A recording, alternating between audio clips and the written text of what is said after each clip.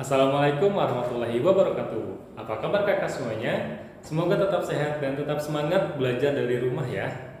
Video kita kali ini kita akan membahas tentang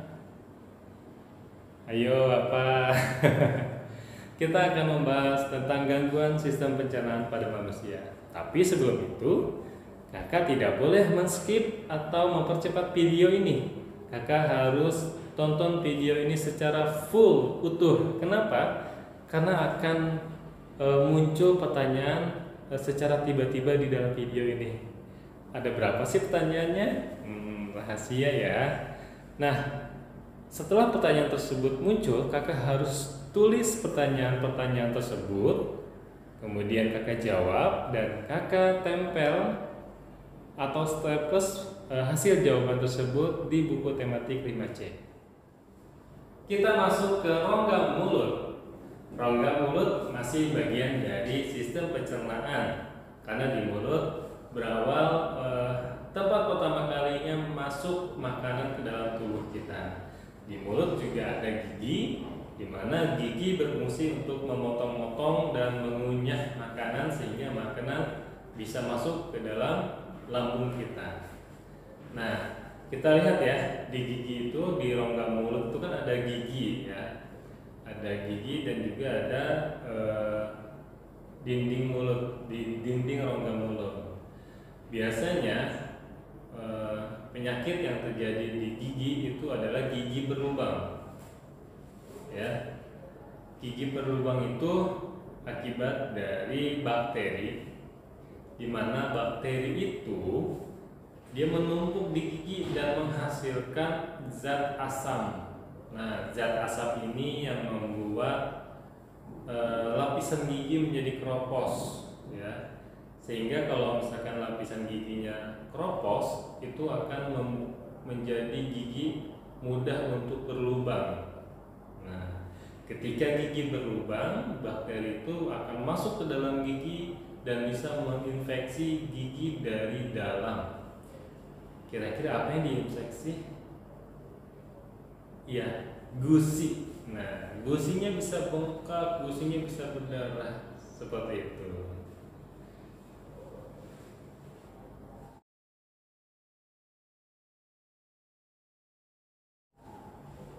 Yang berikutnya masih di rongga mulut. Gangguan sistem pencernaan yang berikutnya adalah sariawan. Sariawan pasti semuanya kita pernah mengalami sariawan. Sariawan itu biasanya terjadi karena tubuh kita kekurangan vitamin C, ya. Bisa jadi kita ini makan tapi jarang makan sayur, jarang makan buah seperti itu. Karena kan vitamin C itu adanya dari buah dan sayuran. Jadi buat kakak semua yang di rumah, rajin-rajin makan sayur dan buah supaya badan kita tidak kekurangan vitamin C dan kita tidak terkena sariawan. Meskipun demikian, sariawan tidak hanya dengan kekurangan vitamin C. Kita stres nih, banyak pikiran, mikirin apa gitu, mikirin tugas yang banyak di rumah, atau memikirkan aku bosan di rumah sehingga stres gitu di rumah. Pikiran kita stres, maka bisa juga muncul sariawan tersebut di rongga mulut kita. Sariawan itu bisa di daerah bibir, bisa di lidah, dan juga bisa di daerah gusi, ya. Itu diakibatkan dari infeksi. Terus apa antisipasinya? Antisipasinya atau pencegahan dari sariawan itu ya, pertama kita harus banyak minum air putih. Ya, tidak boleh tidak minum air putih dalam satu hari, dan kita harus mengkonsumsi vitamin C atau makanan yang mengandung vitamin C, ya, seperti sayuran dan buah-buahan. Jadi kakak semuanya, kita lindungi organ atau sistem pencernaan kita dengan mengkonsumsi sayur-sayuran dan buah-buahan.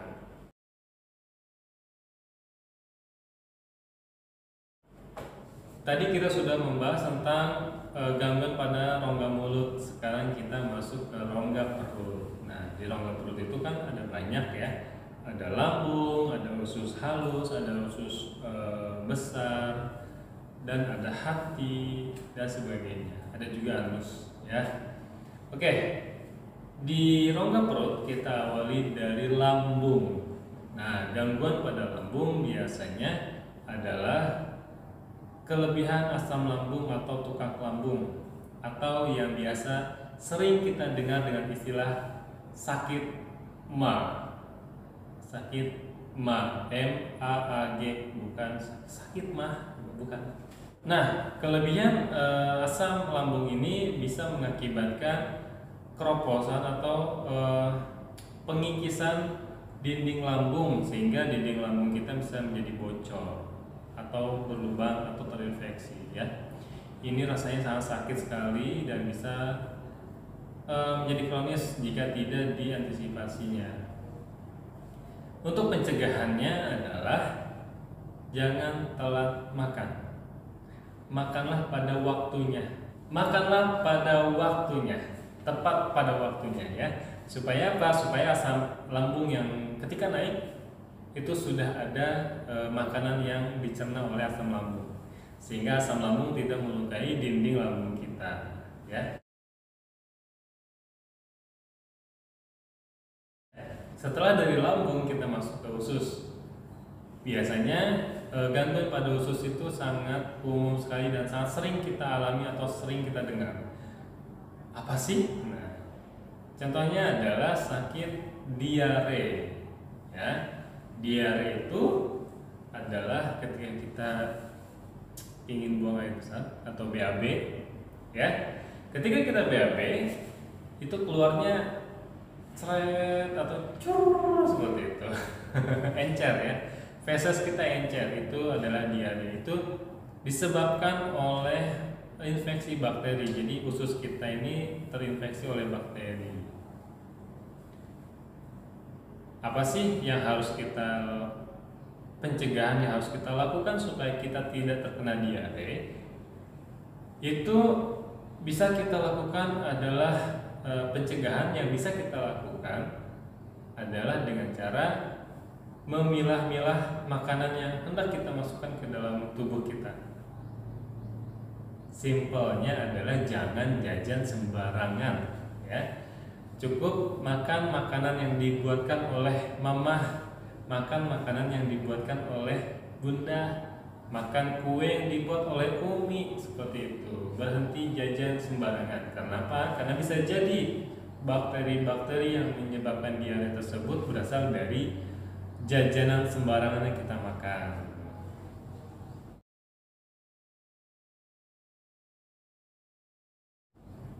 Yang berikutnya adalah sembelit. Nah, sembelit ini kebalikan dari diare ya. Kalau tadi diare kita ketika BAB itu keluarnya banyak dan mudah. Ketika sembelit keluarnya itu susah dan keras, bahkan kita merasa sakit di sini. Penyebabnya itu yang paling utama biasanya karena kekurangan air. Jadi kita kurang minum air, kita kurang konsumsi air, sehingga penyerapan air dalam usus itu dia menyerap fesesnya menjadi keras karena fesesnya sudah kehilangan air terlalu banyak ya.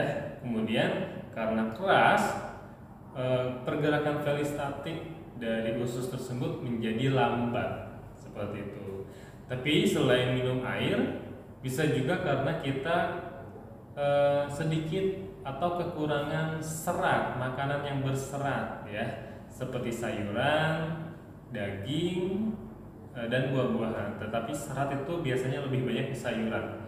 Bisa dipastikan orang yang jarang makan sayuran, kemungkinan besar dia bisa terkena sembelit. Kenapa? Karena dia kekurangan serat. Jadi buat kakak semuanya yang tidak mau sembelit, harus rajin-rajin makan sayuran di rumahnya atau buah-buahan.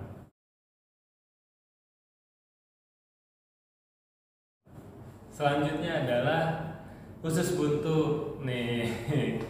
Usus buntu ini unik ya. Kenapa ususnya udah buntu tapi bisa kena penyakit juga. Ya, usus buntu itu diakibatkan dari infeksi ya, infeksi bakteri.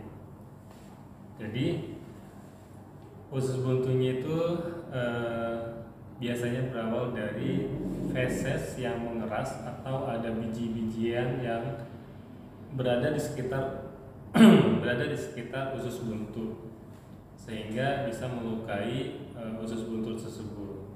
Kemudian setelah luka ada bakterinya, dan bakterinya itu menginfeksi luka tersebut sehingga usus buntu bisa menjadi bengkak dan bisa pecah jika tidak dipotong, tidak dioperasi seperti itu. Dan saya pun mengalami usus buntu tersebut. Rasanya sakit ya, seperti apa ya? Pokoknya sakit lah di perut. Kemudian setelah di USG, hasilnya adalah ada pembengkakan di usus buntu. Jadi harus dioperasi. Jadi buat kakak semuanya, usus buntu itu biasanya diakibatkan dari menahan buang air besar, ya, menahan buang air besar, kemudian suka makan yang pedas-pedas seperti itu, dan juga memakan makanan yang tidak jelas, ya. Kalau kalian tidak mau dioperasi, dibelek perutnya, jagalah makanan yang kalian makan. Yang terakhir adalah hepatitis. Nah, hepatitis itu organ hati kita yang terinfeksi oleh virus hepatitis. Penyebabnya biasanya menular melalui makanan dan minuman. Nah, jadi buat kakak semuanya harus hati-hati sekarang untuk mengkonsumsi makanan dan minuman. Jadi cukup, kalau zaman sekarang itu cukup makan dan minum buatan mamah di rumah atau buatan bunda dan uminya di rumah, ya. Bisa juga kalau mau jajan, pilih-pilih tempat jajannya supaya makanan yang kita minum, makanan yang kita makan atau minuman yang kita minum itu terjamin kesehatannya, ya. Nah, selain dari makanan dan minuman, virus ini juga bisa menular melalui keturunan, ya. Maksudnya adalah melalui janin. Jadi ibunya yang positif virus hepatitis dan saat itu mengandung anak, sedang mengandung, dan janin tersebut kemungkinan akan terkena hepatitis juga, seperti itu. Nah, sudah selesai tadi penjelasan mengenai gangguan pencernaan pada manusia. Ada berapa? Ayo pertanyaan yang muncul. Ya, sekarang silakan kakak kerjakan soal-soal yang sudah muncul di sepanjang video tadi. Kakak tulis, kakak isi jawabannya, dan kakak terus di buku tematik 5C. Selamat mengerjakan. Aduh, lidahnya kelibat-libat ya. Selamat mengerjakan, semangat terus belajar dari rumah. Ingat protokol kesehatan COVID-19. Semoga semoga pandemi ini selesai berakhir. Kalimatnya gini banget ya. Semoga pandemi ini segera berakhir. Nah, itulah maksudnya.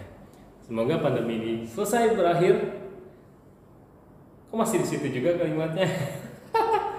Semoga pandemi ini cepat selesai sehingga kita bisa ketemu di kelas kita yang tercinta ini. Akhir kata, wassalamualaikum warahmatullahi wabarakatuh. Jangan lupa untuk subscribe